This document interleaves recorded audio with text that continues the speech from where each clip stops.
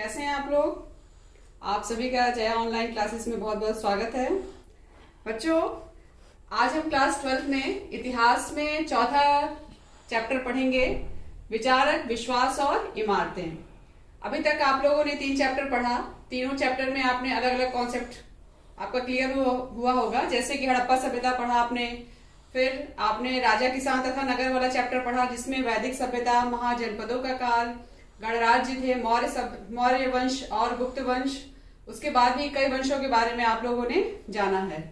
अभी इसके पहले आप लोगों ने खत्म किया है बंधुत्व, जाति तथा वर्ग। उसमें आपने जाति व्यवस्था, वर्ण व्यवस्था, विवाह और भी कई परंपराओं के विषय में जाना। तो मुझे ये लगता है कि अब हमारा जो अगला चैप्टर है, और ये बहुत ही इंटरेस्टिंग चैप्टर है, इसमें आपको जैन धर्म और बौद्ध धर्म के विषय में जानेंगे आप। इसके अलावा उस समय जो इमारतें बनी हुई थी, जो ऐतिहासिक इमारतें हम लोग अक्सर घूमने जाते हैं तो देखा करते हैं, उन इमारतों के बारे में हम पढ़ेंगे। तो चलिए आते हैं हम अपने टॉपिक पे। बच्चों, हमारा टॉपिक है वैदिक धर्म।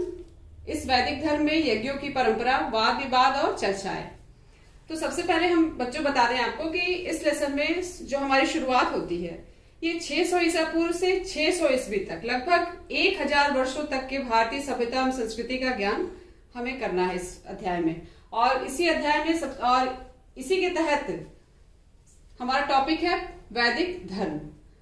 मैंने आपको बताया था कि वैदिक सभ्यता 2 भागों में बटी हुई थी, एक ऋग्वैदिक काल और एक उत्तर वैदिक काल। तो फिलहाल हम अभी चर्चा करते हैं ऋग्वैदिक काल की। प्रारंभिक वैदिक काल 1500 ईसा पूर्व से 1000 ईसा पूर्व का माना जाता है। इस काल में विभिन्न देवी देवताओं की पूजा की जाती थी। जैसे देख लीजिए, अग्नि, सोम, इंद्र आदि देवता थे, और इन देवी देवताओं के संबंध में इतने मंत्र ऋग्वेद में भरे हुए हैं कि पूरा, और इन्हीं स्तुति मंत्रों से उस समय इन देवी देवताओं की आराधना की जाती थी। इन मंत्रों का उच्चारण कौन करता था? इन मंत्रों का उच्चारण करने का अधिकार सिर्फ ब्राह्मणों को था। देखिए, मैंने लिखा भी है, ब्राह्मणवाद को सर्वोच्चता प्राप्त था। उस समय ब्राह्मण ही इन मंत्रों का उच्चारण करते थे, और तरह तरह के अनुष्ठान भी इन्हीं ब्राह्मणों के माध्यम से ही कराया जाता था। और इन ब्राह्मणों ने ये बताया था कि व्यक्ति का अस्तित्व उसके जाति और लिंग से निर्धारित होता है। ये आप लोगों ने वर्ण व्यवस्था पढ़ा है। मैंने आपको बताया था कि उसमें किस तरह की परंपराओं का विकास ब्राह्मणों ने किया था। उस समय देवी देवताओं को प्रसन्न करने का या पूजा का सर्वोच्च माध्यम क्या था? यज्ञ थे। उस समय यज्ञ कराए जाते थे। यज्ञ मवेशी मीन्स जानवर, पुत्र, स्वास्थ्य व लंबी आयु के लिए। यज्ञ जानवरों के लिए, अपने बेटों के लिए, उनके स्वास्थ्य और लंबी आयु के लिए कराए जाते थे। और कहीं कहीं पर यज्ञ व्यक्तिगत भी कराए जाते थे। जैसे जैसे उत्तर वैदिक काल आता गया, वैसे वैसे यज्ञों की परंपरा भी जटिल होती गई और कर्मकांड बढ़ते गए। कहीं कहीं पर राजा द्वारा राजसूय और अश्वमेध यज्ञ कराए जाने की सूचना मिलती है। बच्चों, अश्वमेध यज्ञ का नाम आप लोगों ने सुना होगा।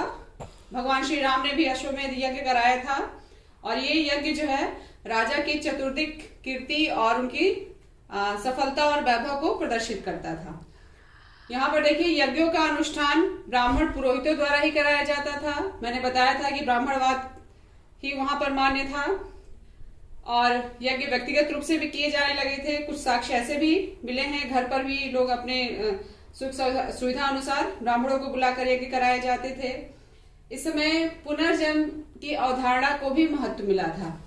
पुनर्जन्म, ब्राह्मणों ने ये बताया था कि मृत्यु के बाद जीवन की संभावना होती है, और इसी को उन्होंने पुनर्जन्म का नाम दिया था। और इस पर पूरा हिंदू समाज विश्वास करता था, और आगे जाके इसी पुनर्जन्म की अवधारणा को बौद्ध और जैन धर्म में चैलेंज किया गया है। अब हमारा टॉपिक है वाद विवाद और चर्चाएं। जैसा कि मैंने आपको बताया कि उत्तर वैदिक काल तक आते आते कर्मकांड और आडंबरों को बढ़ावा मिल चुका था। उसी के तहत यज्ञ जो है देवताओं को प्रसन्न करने का एक माध्यम बन गया था। लोगों की ये मान्यता थी कि अगर हमें कुछ इच्छित वस्तु की प्राप्ति करनी है तो हम देवता को आहुति देंगे, देवता उससे प्रसन्न हो जाएंगे और हमारा कार्य पूर्ण होगा। और यह आहुतियां भी कई प्रकार की होती थी। बहुत डिटेल में नहीं जाएंगे, बस इतना शॉर्ट में बताएंगे कि ज्यादातर चीजें बिल्कुल दिखावटी हो गई थी। उपासना का माध्यम जो है दिखावे पर टिक गया था। अगला है हमारा कि जैन और बौद्ध धर्म ने इनका विरोध किया। जैसा कि आप लोगों ने पिछले लेसन में राजा, किसान और नगर और बंधुत्व जाति तथा वर्ग में पढ़ा होगा कि जब वर्ण व्यवस्था जो हमारी मनुस्मृति में, स्मृति ग्रंथों में और हमारे ब्राह्मण ग्रंथों में मिलती है, इसका जैन और बौद्ध धर्म ने विरोध किया। उनका मानना था कि यह कोई दैवी शक्ति द्वारा नहीं बनाया गया है, इसे इंसानों ने ही बनाया है और इसका संबंध जो है सामाजिक समानता के आधार पर नहीं है। ये समाज को बांटता है, लोगों में आपसी मतभेद पैदा करता है। इसी का विरोध जैन और बौद्ध धर्म ने किया था। उस समय अनेक विचारक भी हुए थे, जैसे देख लीजिए जरथुष्ट्र ईरान में, खुंगसी चीन में, सुकरात, प्लेटो और अरस्तु यूनान में, महावीर स्वामी और महात्मा बुद्ध भारत में। इस समय इतने विचारक हुए थे और इन्होंने कई विषयों पर अपने अपने विचार प्रकट किए और भारत में स्पेशली महावीर स्वामी और महात्मा बुद्ध ने ब्राह्मणवाद का पूरा खंडन किया, वर्ण व्यवस्था, जाति व्यवस्था का खंडन किया और एक तरीके से एक नए धर्म का इन्होंने प्रचार किया। आइए अब हम पढ़ेंगे महावीर स्वामी, जैन धर्म, महावीर स्वामी। बच्चों, जैन धर्म विश्व का सबसे प्राचीन दर्शन या धर्म था और लगभग 6ठी शताब्दी ईसा पूर्व के आसपास भारत में इसका उदय भी हो चुका था। इसमें लगभग 24 तीर्थंकर हुए हैं, जिसमें महावीर स्वामी जैन धर्म के 24वें तीर्थंकर थे। अब ये तीर्थंकर क्या होता है, ये प्रश्न आपके मन में आ रहा होगा। तो बच्चों, तीर्थंकर उसको कहा जाता था जो तप के माध्यम से आत्मज्ञान प्राप्त करता हो, आत्मज्ञान प्राप्त करता हो और क्रोध, अभिमान, छल और अपनी इच्छाओं पर जो विजय प्राप्त कर लेता था, उसे जैन धर्म में तीर्थंकर कहा जाता था। जैन धर्म के सबसे पहले पहला तीर्थंकर जो थे ऋषभदेव थे और 23वें तीर्थंकर महावीर स्वामी से जस्ट पहले पार्श्वनाथ थे। पार्श्वनाथ के बाद महावीर स्वामी जैन धर्म के 24वें तीर्थंकर थे। तो बच्चों, जब जैन धर्म का भारत में उदय हुआ या महावीर स्वामी का जब आगमन होता है, उस समय जो है ब्राह्मणवादी परंपरा पूरे भारत को प्रभावित कर चुकी थी। कर्मकांड, यज्ञ और बलि प्रथा, तमाम तरह की प्रथाएं प्रचलित हो चुकी थी। लेकिन जैन धर्म ने इस ब्राह्मणवादी बलि प्रथा को बहुत प्रभावित किया। उन्होंने इन विचारों का खंडन किया जिनके माध्यम से बताया गया था कि यज्ञ द्वारा देवताओं को प्रसन्न किया जा सकता है या बलि द्वारा देवताओं को प्रसन्न किया जा सकता है। उन्होंने इस प्रथा का पूरी तरीके से खंडन किया। उन्होंने भारत में जैन धर्म का पूरा व्यापक प्रसार किया और पंच महाव्रत के बारे में बताया। ये 5 महाव्रत कौन कौन से थे देखिएगा।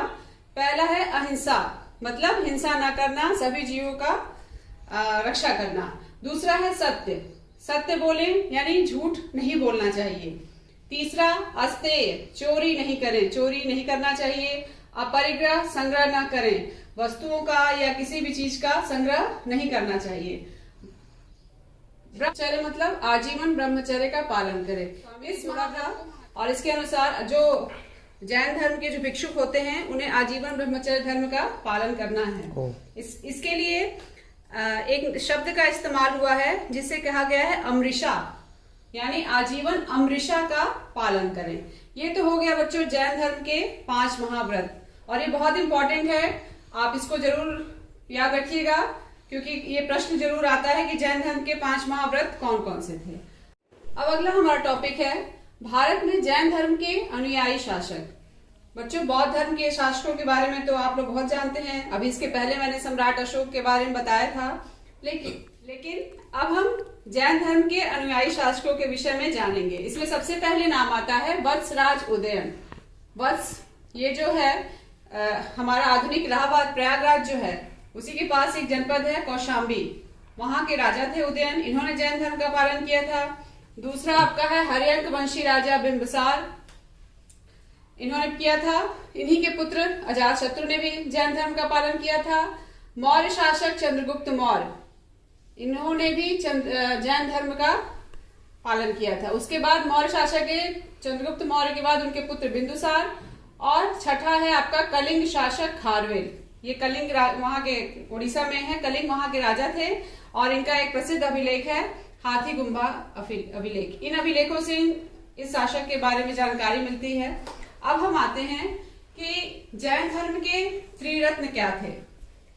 इसको ध्यान से देखिएगा। त्रिरत्न मतलब पहला है आपका सम्यक ज्ञान।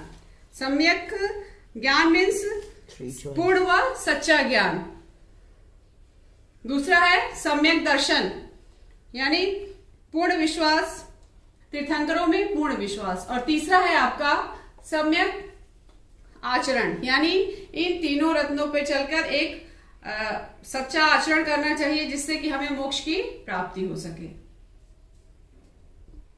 जैन धर्म की शिक्षाएं, सिद्धांत एवं दर्शन। बच्चों, जैन धर्म की महत्वपूर्ण अवधारणा थी कि संपूर्ण विश्व प्राणवान है, यानी कि हर, चाहे वो पत्थर हो, चाहे वो चट्टान हो, जल हो, सब में जीवन है। इसलिए वो ईश्वर में विश्वास नहीं करते थे, ईश्वर में अविश्वास था। वेदों में उनका अविश्वास था, जैसा कि आप जान ही रहे हैं कि उन्होंने इस वेद की परंपराओं और ऋचाओं का विरोध किया था।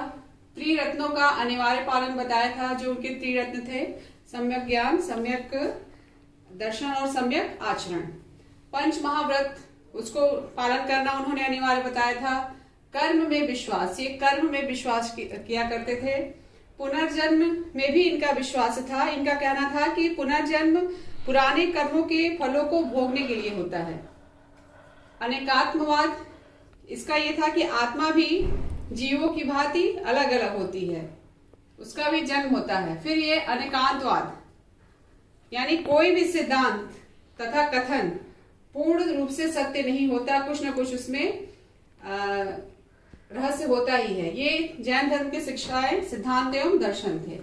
बच्चों, जब महावीर स्वामी की मृत्यु हो गई उसके बाद जैन धर्म में भी जटिलता आने लगी। क्यों? और वहां पर भी विवाद की स्थिति उत्पन्न हो गई थी। तो जैन धर्म देखेंगे कि दो संप्रदायों में बट गया था। एक था दिगंबर और दूसरा है श्वेतांबर। दिगंबर वे थे जो वस्त्र नहीं धारण करते थे, यानी नग्न रहते थे, और इनके यहाँ जो जिस मूर्ति की वो लोग पूजा करते थे उसका श्रृंगार नहीं करते थे।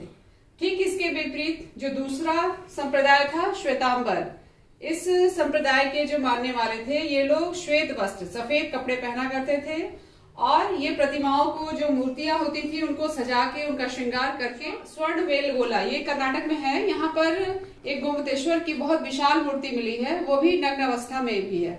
माना जाता है कि वो दिगंबर संप्रदाय से ही संबंधित है। नेक्स्ट हमारा टॉपिक है जैन धर्म का विस्तार, कि जैन धर्म भारत में कहाँ तक फैला था। क्योंकि वैदिक कर्मकांड की जटिलता के कारण हिंदू वर्ग के कुछ जातियां जो है इससे परेशान होकर जैन धर्म की तरफ उन्मुख हो गई थी, क्योंकि जैन धर्म बहुत सरल था। तो एक तरह से देखा जाए तो धीरे धीरे जैन धर्म ने भी अपना पैर पसारना शुरू कर दिया था।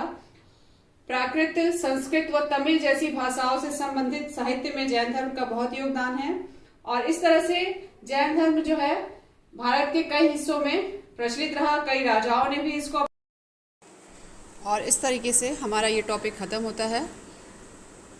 मैं उम्मीद करती हूँ कि आपको ये टॉपिक समझ में आया होगा। आप इसे ध्यान से देखिए और समझिए, और थैंक यू।